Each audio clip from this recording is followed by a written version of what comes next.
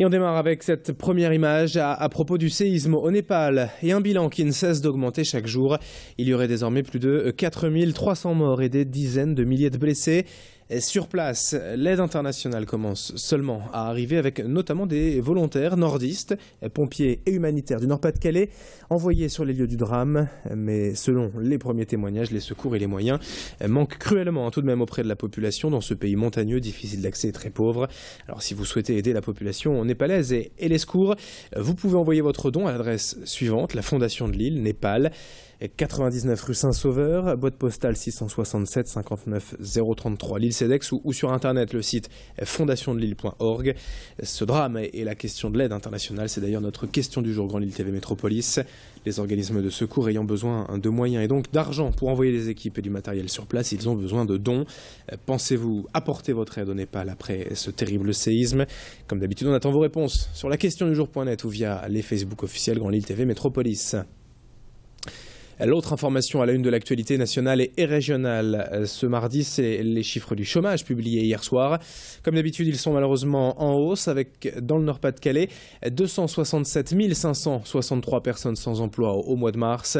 Un chiffre en hausse de 0,2% par rapport à février et de 2,4% depuis un an. Notez tout de même que cette augmentation régionale concerne essentiellement le département du Nord, les chiffres étant restés stables le mois dernier dans le Pas-de-Calais.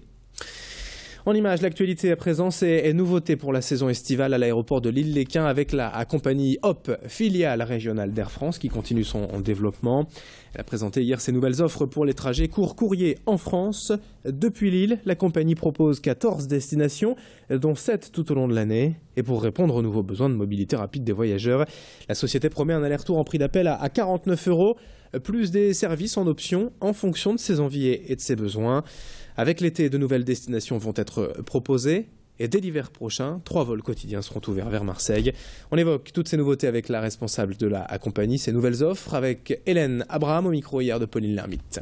Nous sommes venus présenter la nouvelle offre commerciale Hop Air France qui est totalement alignée sur la totalité de l'exploitation que nous faisons ici à Lille, puisque c'est 14 lignes proposées par Hop presque toute l'année, 7 toute l'année et 7 en période saisonnière, en période de pointe-été. La nouvelle offre, elle permet à tout type de clientèle aujourd'hui de trouver quelque chose à son goût, que ce soit pour des promos et en même temps nous avons des offres bien évidemment pour les jeunes, pour les familles, pour les seniors, mais aussi pour les entreprises. Et je pense que c'est important pour les entreprises d'avoir une offre au départ de chez soi et de pouvoir se rendre dans toute la France avec des vols directs au minimum 3 fois par jour qui sont proposés, que ce soit à Lyon, à Nantes, à Marseille, à Nice, à Bordeaux, à Strasbourg ou ailleurs. 7h33 en direct évidemment sur Grand Lille TV. Dans le reste de cette édition, on enchaîne avec ce projet étudiant mené au sein des maisons de retraite. Un concours de jeux vidéo pour personnes âgées où les résidents s'affrontent entre eux. La console, oui, est au centre du projet. Il est vrai plus facile à prendre en main pour ces personnes âgées peu habituées. Les étudiants viennent de l'ILIS, l'Institut lillois de l'ingénierie et de la santé, et sont d'abord venus dans les établissements concernés régulièrement ces dernières semaines pour permettre aux résidents de se familiariser avec cette console et ses jeux. Et puis, le concours inter-établissement a été organisé. Cette console et ces jeux permettent vraiment aux personnes âgées de travailler, de renforcer leurs capacités cognitives, tout en resserrant les liens intergénérationnels. Fanny Bourdillon a suivi ce projet original et a rencontré l'une des étudiantes en charge du projet. Je voulais vraiment montrer qu'avec ce jeu, tout le monde pouvait y participer et surtout qu'on avait aussi dans l'idée que les petits-enfants pouvaient les accompagner dans ce jeu et participer et passer un bon moment durant cette activité. Donc on a choisi ce sujet sur les personnes âgées car par rapport à notre licence qui touche le social et la santé, nous avons trouvé que les personnes âgées étant un sujet d'actualité nous convenait et pouvait toujours être enrichissant pour nos études et notre carrière future.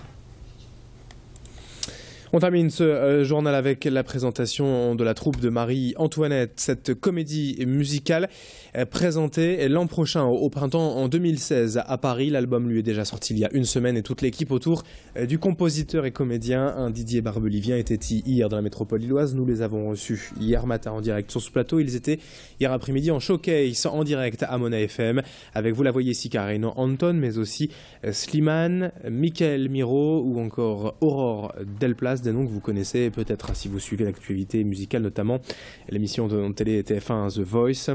En tout cas, ils seront tous sur scène l'année prochaine et continuent de répéter, de préparer ce spectacle. Rémi Pem a pu les rencontrer. Vraiment fait en sorte de réunir des êtres humains qui allaient bien s'entendre aussi. Il a essayé de construire une famille, en plus évidemment d'un casting d'artistes qui correspondait au rôle. Mais je crois qu'il a vraiment aussi essayé de faire une réunion d'êtres humains qui allaient bien s'entendre. Et lui, je crois qu'il a vraiment pas envie de s'emmerder non plus avec une troupe qui va pas s'entendre autour de lui. C'est la première fois qu'il s'inclut dans une production scénique. Et il a envie de le vivre de façon sympa et d'avoir une belle aventure, quoi. Donc, 7h36 en direct sur Grand Lille TV et dans un instant la météo et l'infotrafic à suivre. À tout de suite.